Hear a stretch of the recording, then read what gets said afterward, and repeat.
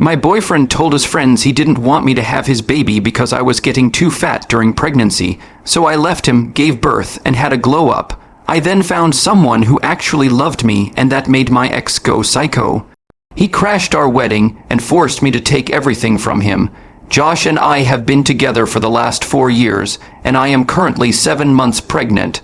We met through a dating app, hitting it off over a shared love of nerdy comics and lame action movies. Our relationship moved at a pace we liked, moving in after 2 years, becoming parents to a cat after 3, and learning that I was pregnant last January. The day we found out was the best of my life. He had been pushing for us to have a baby, and when I came around to it and we saw those 2 lines, we were elated. We immediately started planning for the arrival of our bundle of joy. Well, in reality, it was mostly me planning everything and Josh just going with it. He didn't even seem to care what gender the baby was going to be, which was extremely odd, given how excited he was beforehand. About 2 months into my pregnancy, he started making questionable comments about us having the kid. It wasn't anything too negative, but enough to plant a seed of doubt in my mind. Whenever I showed him potential cribs, strollers, or nurseries, he'd say things like, "Why can't they just sleep beside us? Or why don't we leave it for now and decide later?" I brushed it off as him being nervous at first, but then came the ignoring of my questions about the baby. I'd send him pictures or themes for nurseries, and all he'd say in response was, "Sure," or "Cool, looks fine, I guess." He blamed it on being stressed, saying he couldn't handle all this. I remember feeling very hurt by this. My bump had started really growing. I was in more and more pain by the day. My hormones were all over the place. I'd randomly start crying out of nowhere. All I wanted was to lie down and give my body a break, but I was pushing through, planning everything. And here he was, too stressed to help. I still pushed all my feelings away until last month, when he started hanging out with a co-worker named Bill more often. I remember begging him to stay home, telling him I was in a lot of pain and needed him here, but he'd just brush me off because he needed to distress.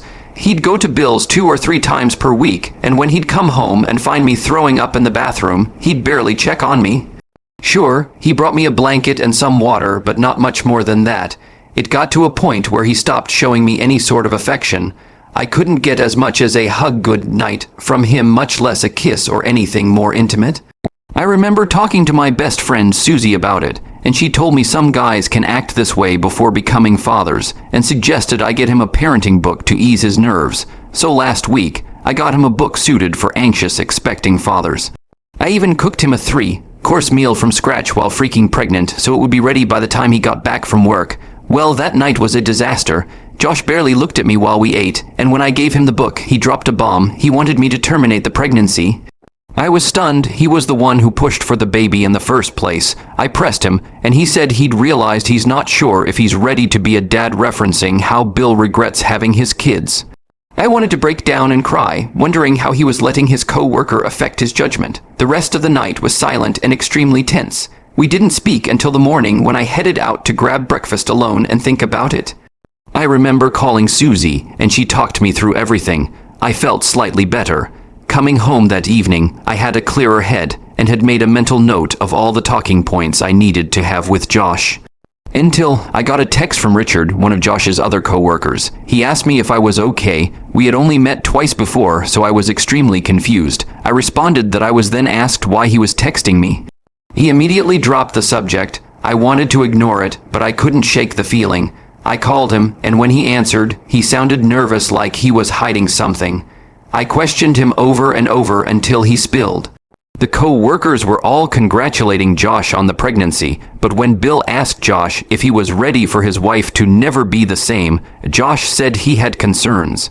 When Richard interrupted, asking Josh what he meant, Josh said something like, "She's just getting fatter. It's not pretty to look at, and I've seen the horror stories. Women have a kid and then become too lazy to lose the fat. I don't want to sleep with her and pretend I find it hot for the rest of my life." He then chuckled, trying to play it off as some joke. Richard said he and some guys called Josh out for that, but Josh doubled down on his statement. I cried in the park for hours after that call. Josh, the supposed love of my life, who promised me the world, publicly admitted that me getting fat and ugly was the reason he didn't want to have our kid. I drove home determined to confront Josh about his betrayal, but my hands were shaking so badly I nearly crashed the car. I had to pull over and practice what I would say, recording voice notes to keep myself focused. It took me almost 30 minutes to calm down enough to drive again. My pregnancy app pinged with a notification that my baby was now the size of an avocado, which made me cry all over again. When I finally arrived home, I found Josh playing video games as if nothing was wrong. He hadn't even noticed I'd been gone for hours. Seeing his casual indifference made my blood boil, so I unplugged his console mid-game, forcing him to acknowledge me. He jumped up, yelling about losing his progress until he saw my face. I must have looked like hell, because he immediately backed up a few steps. I calmly showed Josh the text from Richard, asking if they were true. Instead of denying it, he became defensive, saying Richard was exaggerating, so I realized he wasn't even going to try denying his disgusting comments. I stood there, watching his face for any sign of remorse, but found none. Josh tried turning the situation around, claiming I was overreacting due to pregnancy hormones' classic gaslighting move, but I refused to let him gaslight me. I played the voice recording I'd secretly made of my call with Richard, where every disgusting detail was laid bare. I watched Josh's face change as he heard himself described. I still remember how his Adam's apple bobbed as he swallowed nervously. The color drained from his face as he heard himself described mocking my body. But rather than apologize, he doubled down saying, "You have to admit, you've let yourself go. I literally hadn't even gained that much weight yet, mostly just my belly showing. I grabbed my emergency bag I'd packed for hospital stays and told him I was leaving." I couldn't stand to look at him another second. My hands were shaking so badly I dropped my keys twice trying to get out the door. Josh suddenly panicked, blocking the door and begging me to stay, but his pleas felt hollow after everything I'd learned. I called Susie to come get me, refusing to spend another minute with him. He kept trying to touch my stomach, which made me feel sick. I flinched every time his hand came near me, like my body was physically rejecting his presence. While waiting for Susie, Josh switched tactics, crying and claiming he was just scared about becoming a father. The tears looked fake AF. I noticed he kept glancing at my stomach with disgust. That's when I realized our entire relationship had been built on lies. I felt so stupid for believing he ever wanted this baby. All those conversations about baby names and nursery colors, complete BS. Susie arrived and helped me gather my essential belongings, but Josh followed us around the apartment, alternating between threats and pleas.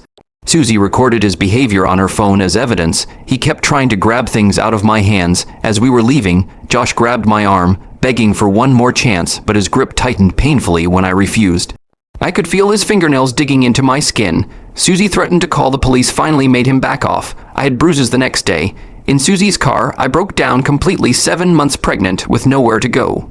But Susie reminded me I had people who truly cared about me. We drove to her apartment, where she had already prepared her guest room. I felt lost and terrified that night. I couldn't sleep, worrying about my future as a single mother.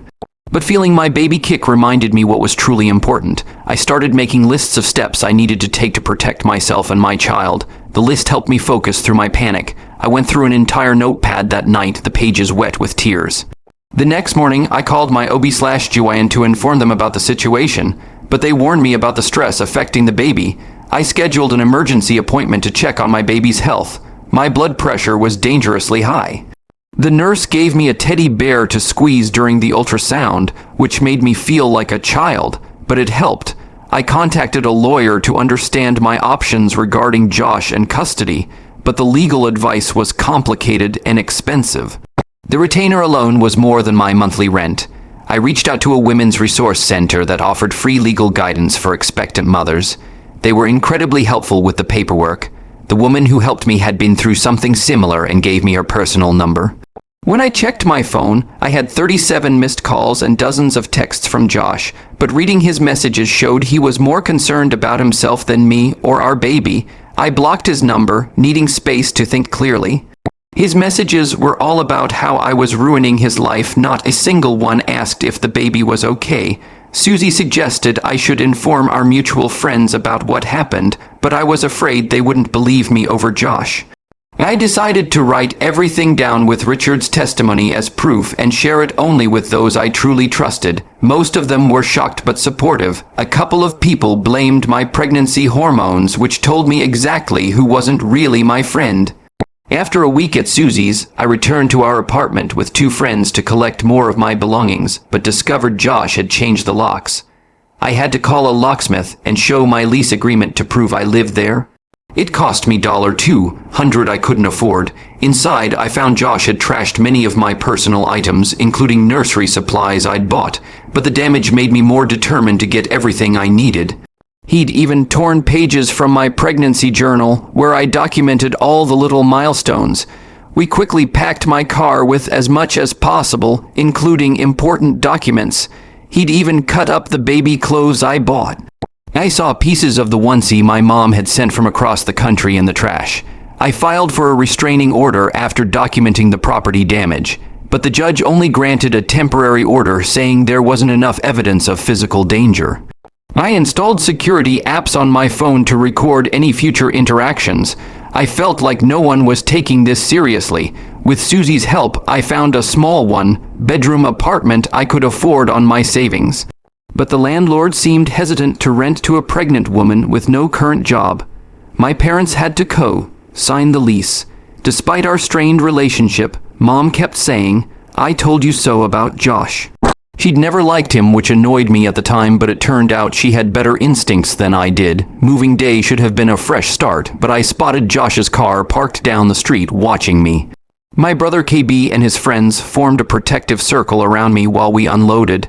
Josh didn't approach but took pictures of us. That night, Josh sent emails from new addresses, alternating between apologies and accusations, but I refused to respond to any of them. He escalated to creating fake social media accounts to contact me. One message threatened to take the baby when it was born. I reported the harassment to the police, but the officer dismissed it as just a domestic dispute between parents-to-be. I started documenting everything meticulously, creating a paper trail they couldn't ignore. The officer actually yawned while taking my report. At my 32-week appointment, I spotted Josh in the hospital parking lot, but my doctor took my concerns seriously. The hospital assigned me a special check-in procedure and escorted me to my car afterward. I felt like a prisoner in my own life. Josh's mother, Marlo, called, claiming she wanted to help mediate, but she actually tried to convince me I was being cruel, keeping a father from his child. I recorded the conversation and added it to my growing evidence file. She called me horrible names when I refused to meet with Josh. I attended a support group for single mothers but felt overwhelmed hearing about the struggles ahead. A group member named Award offered to mentor me. Having been through a similar situation 5 years earlier, she became a lifeline for practical advice. Award helped me draft a birth plan that excluded Josh, but the hospital required both parents' information. I had to provide documentation of the restraining order and work with a patient advocate to ensure my safety. The bureaucracy was exhausting.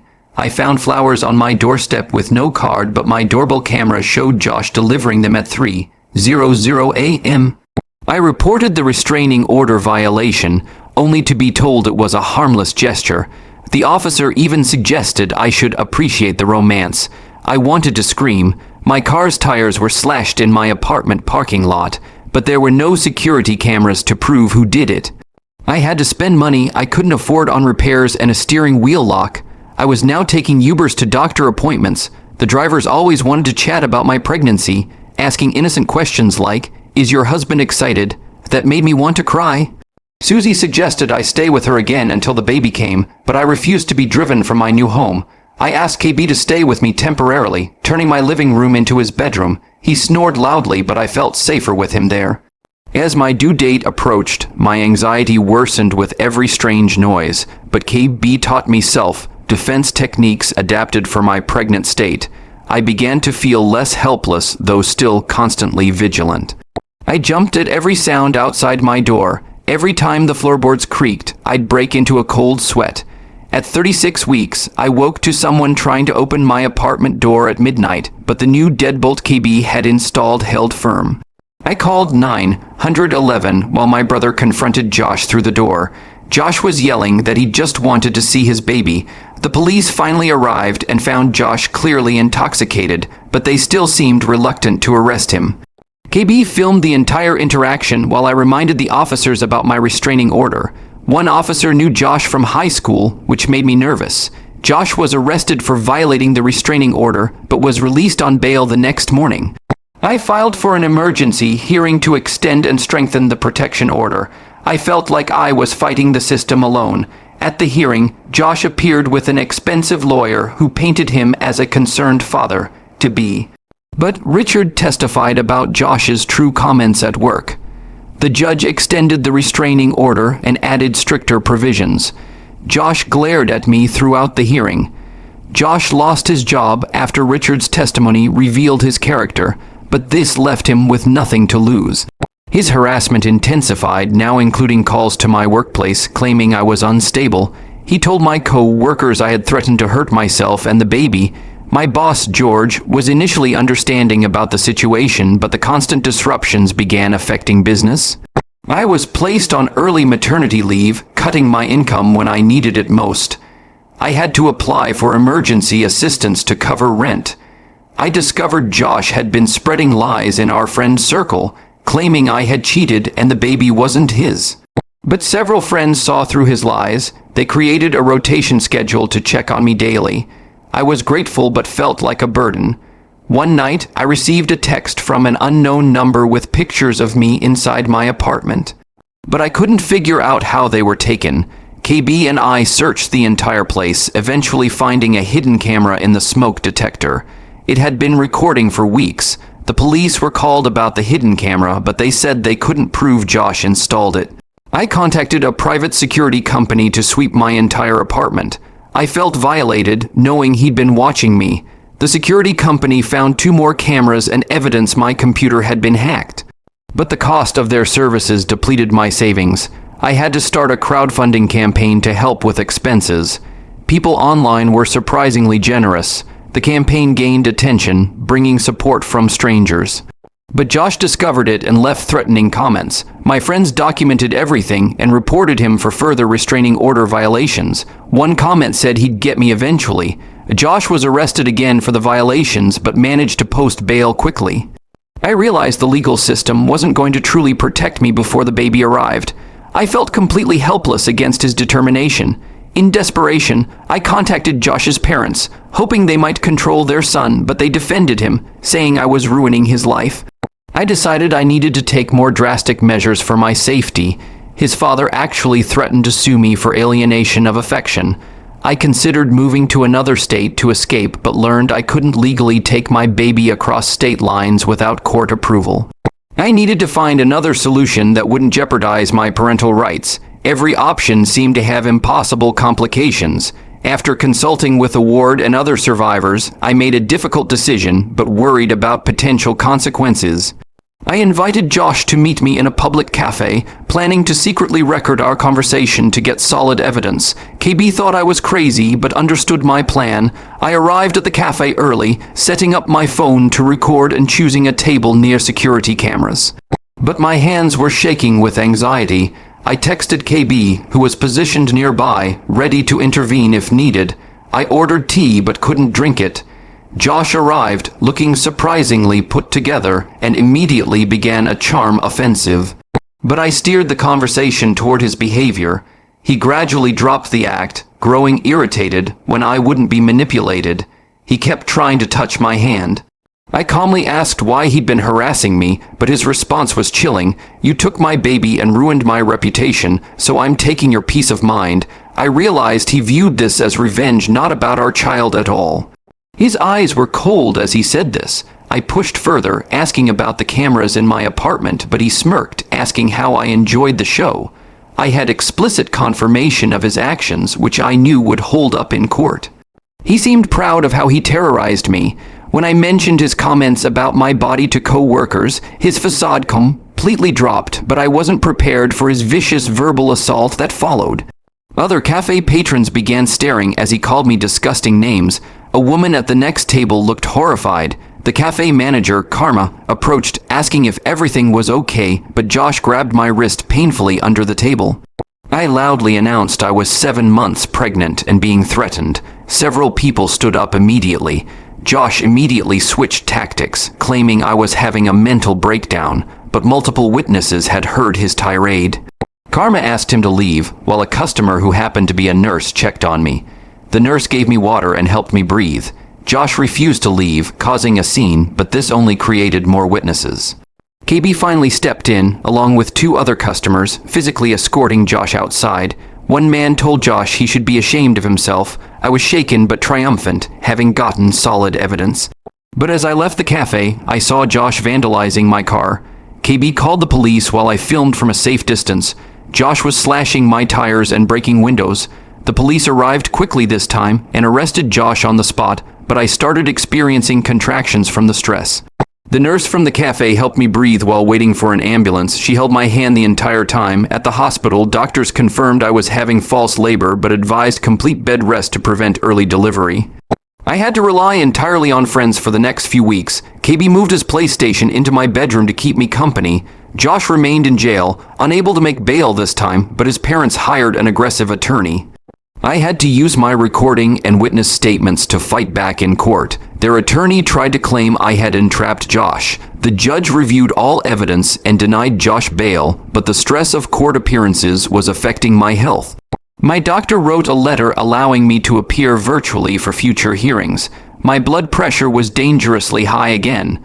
With Josh temporarily contained, I finally had space to prepare for my baby, but I was emotionally exhausted and scared. Susie organized a small private baby shower to lift my spirits. The gifts were thoughtful and practical. The baby shower was a welcome distraction, but a gift arrived from Josh's mother with a disturbing note.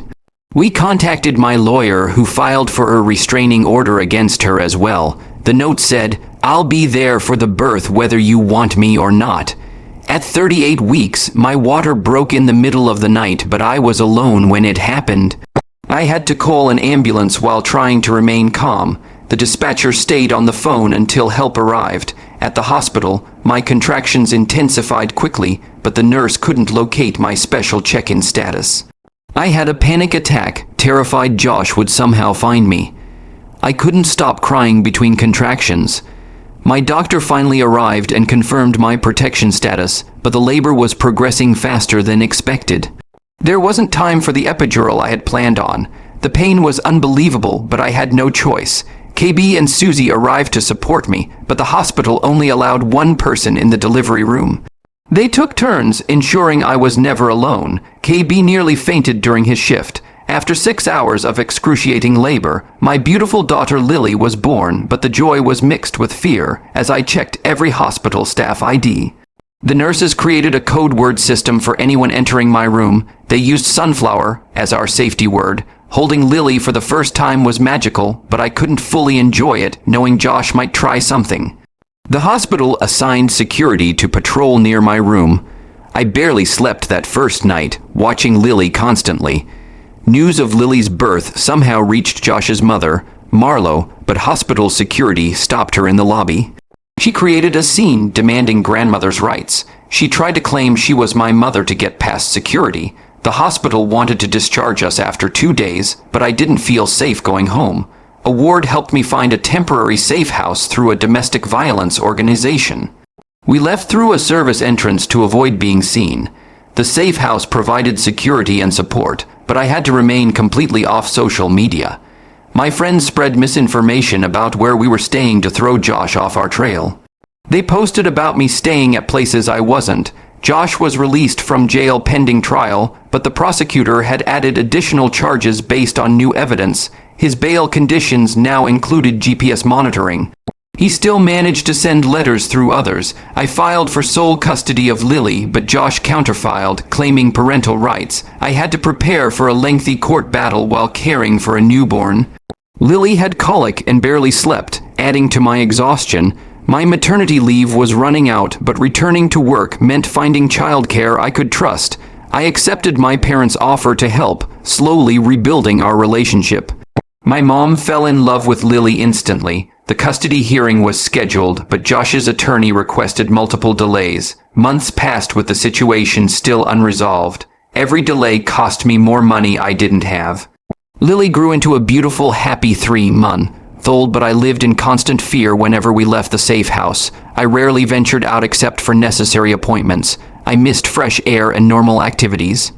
At one doctor's appointment for Lily, I met Tim, a pediatric nurse who was incredibly kind, but I was too traumatized to consider dating. We became friends instead, with him offering advice about Lily's development.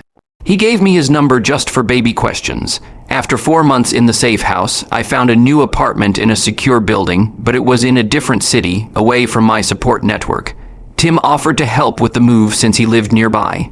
He brought his truck and packed lunch for everyone. Moving day went smoothly with Tim's help, but as we unloaded the last boxes, I had a panic attack imagining Josh finding us. Tim taught me grounding techniques he used with anxious patients. His calm presence made me feel safer. The custody hearing finally arrived, but Josh appeared with witnesses claiming I was mentally unstable. I presented my extensive documentation, including testimonies from mental health professionals. My hands shook throughout my testimony.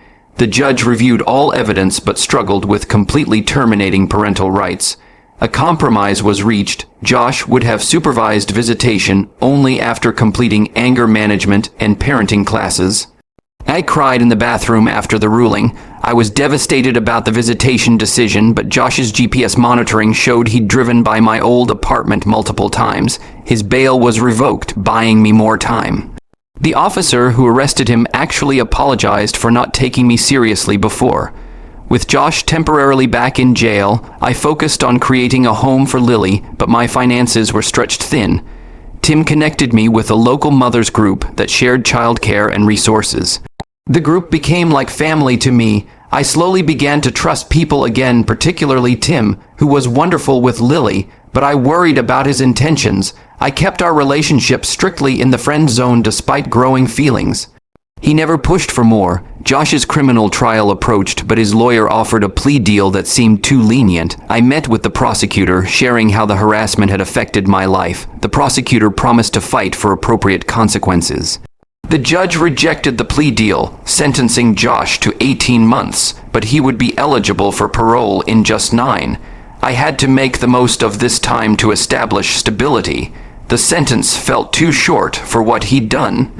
With Josh incarcerated, I finally felt safe enough to start living again, but I struggled with residual trauma. Tim suggested a therapist specializing in PTSD and domestic abuse. The therapist helped me understand I wasn't overreacting. Therapy helped me process my experiences, but I still jumped at every unexpected noise. Tim helped me install additional security in my apartment, including cameras I controlled. He spent a whole weekend setting everything up perfectly. As Lily turned 1, Tim organized a small birthday celebration, but I hesitated to post any pictures online. We kept it intimate, with just our closest friends who understood the situation. Lily smashed her cake everywhere and giggled. After the party, Tim finally admitted he had feelings for me but respected that I might not be ready. We agreed to take things extremely slowly, with Lily's well-being as the priority. I was terrified but also hopeful. Our first official date was just coffee while my parents watched Lily, but I kept checking my phone every 5 minutes. Tim suggested we bring Lily next time, making it a family outing instead. He understood my anxiety without me explaining. Over the next few months, Tim became a constant, calming presence, but I received notice that Josh was up for early release for good behavior. We consulted my lawyer about strengthening our protection measures. I started having nightmares again. Josh was released after serving 9 months, but immediately violated his parole by removing his monitoring device. An arrest warrant was issued, putting me back on high alert. I barely slept for days after hearing the news. I requested police protection when Josh couldn't be located, but they could only drive by occasionally. Timmery moved into my guest room, not wanting me and Lily to be alone. He brought his guitar and played lullabies for Lily. 3 tense weeks passed with no sign of Josh, but I received flowers at work, with no card. Security footage confirmed they were delivered by a service, not Josh personally.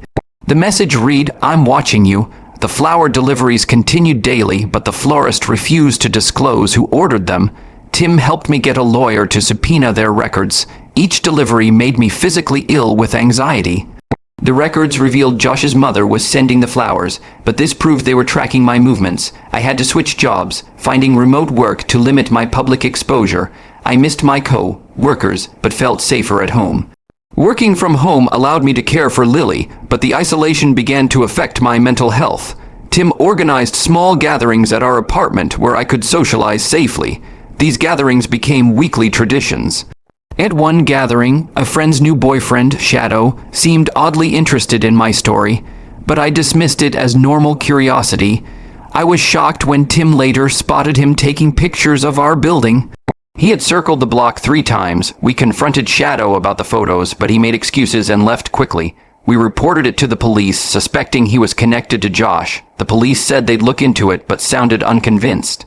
Police investigation revealed Shadow was actually Josh's cousin, but they claimed there wasn't enough evidence to arrest him.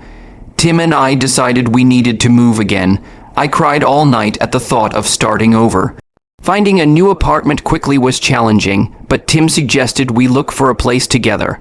Our relationship took a serious turn as we hunted as a couple. This time, I was excited about the move. We found a perfect place in a different neighborhood, but during the final walkthrough, I noticed someone watching from across the street. We changed our moving plans last minute using decoy vehicles. We left at 4:00 a.m. with trusted friends helping. The move was successful with no incidents, but the very next day, Josh was arrested trying to break into our old apartment. He was sent back to prison for a parole violation. I felt vindicated and relieved simultaneously.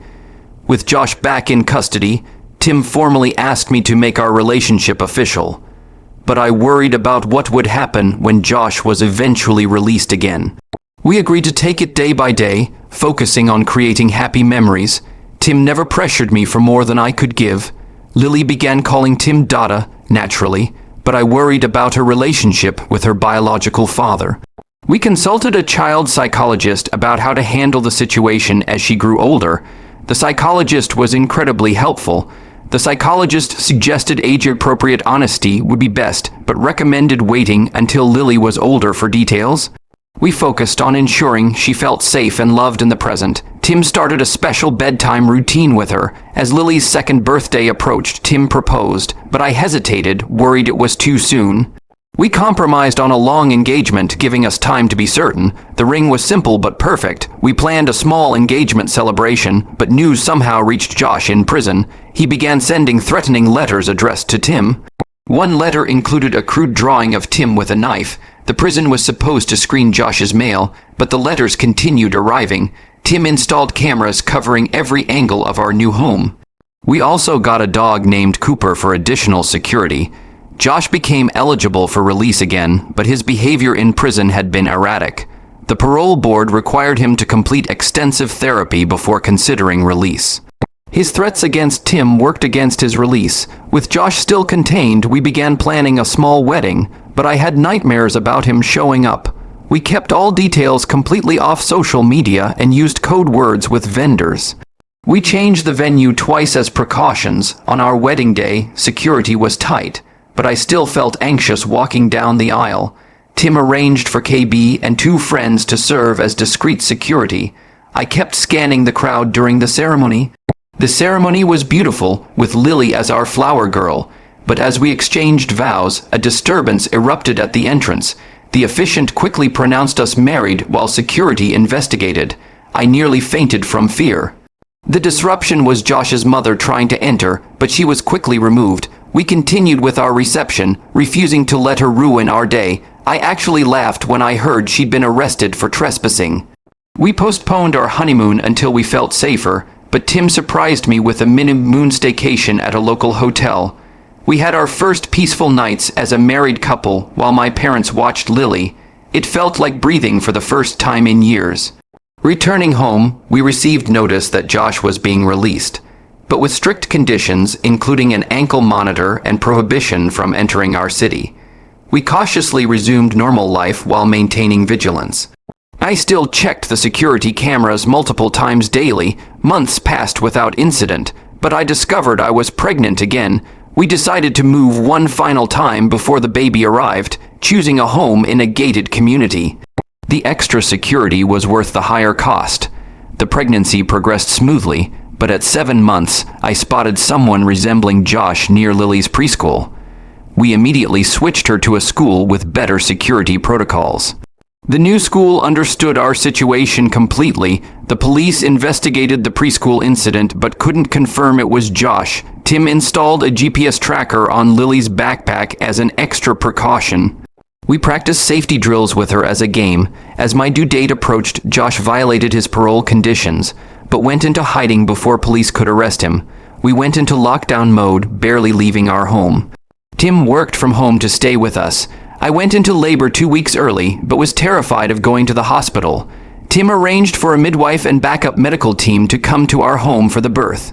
The midwife was experienced and reassuring. Our son, Logan, was born healthy at home, but the stress had taken a toll on my health. Tim took family leave to care for both me and the children. I developed postpartum depression but got treatment quickly. 2 weeks after Logan's birth, police finally captured Josh, but discovered he had been living just 3 blocks from our previous apartment. We realized how close we had come to another confrontation. He had been watching our old place for weeks. Josh was sentenced to 5 years for multiple parole violations, but the judge finally granted my petition to terminate his parental rights. Tim was able to legally adopt Lily, making official what had been true in our hearts for years. The adoption ceremony made me cry with joy. The adoption day was one of the happiest of our lives, but I still found myself checking security cameras habitually. Tim suggested we join a support group for families affected by stalking. The group helped me realize I wasn't alone. The support group connected us with resources and similar families, but I struggled to share our story openly. Tim encouraged me to start a private blog as therapy. Writing became my way of processing everything. Writing about my experiences was cathartic, but I worried about privacy. I used pseudonyms and changed identifying details while still conveying the emotional truth. The blog helped me organize my thoughts. My blog unexpectedly gained followers, but I wasn't ready for public attention.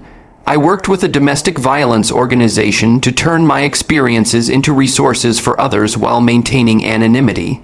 My story helped other women recognize warning signs. As the children grew, we established holiday traditions and family rituals, but I sometimes caught myself scanning crowds for Josh's face. Tim and I developed subtle signals to help ground me when anxiety struck. He would squeeze my hand 3 times for "I love you." Lily started asking questions about her biological father, but we weren't sure how much to reveal. We consulted her therapist about age-appropriate explanations. The therapist gave us scripts to follow. Following professional advice, we told Lily a simplified truth about Josh, but she worried he might take her away. We reassured her with facts about our legal protections and security measures.